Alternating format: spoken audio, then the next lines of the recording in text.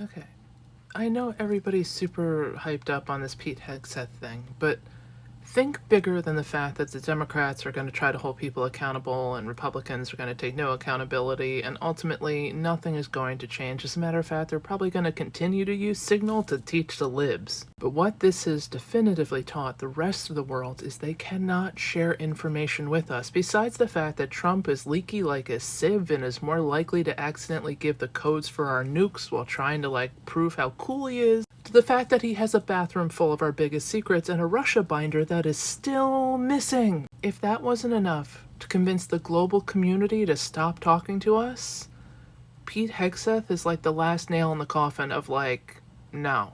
And you know the stuff they tell us is like when our enemies are trying to us, that's the kind of info they share. Hey, by the way, we're tracking a schmerist. He landed in your country. We know he did. Maybe you didn't catch it. Maybe you want to look in on that.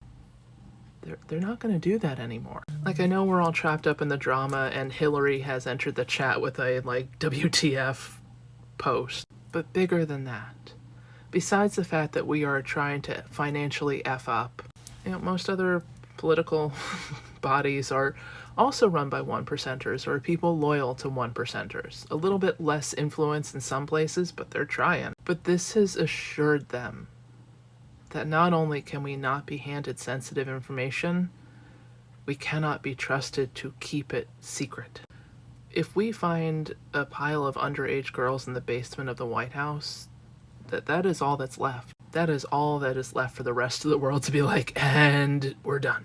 We've already cut NOAA, and we're not putting up as many weather balloons, so we have to rely on international weather to tell us when storms are going to hit us here in the US. And we're cutting CIA and FBI agents, and we're telling people not to look into Russian hacking, and we're cutting anything that would stop our enemies from attacking us digitally or planning something like a 9/11 again. And now we've just completely shown that we cannot be trusted in any way to the global intelligence community. I'm guessing what they were sharing with us was minimal to start with. We plan wars on Facebook Messenger is essentially what they just heard. It doesn't matter that it was Signal over Messenger. The point is, we went out of our way to do something so incredibly brotastically stupid, and we're not even remotely interested in going through the dance of pretending to fire the person who screwed up. As a matter of fact, we're going to double down and make sure he keeps his job. We are in a whole lot of trouble. The scary kind of trouble, like when two departments didn't talk to each other, so we didn't realize 9/11 was going to happen.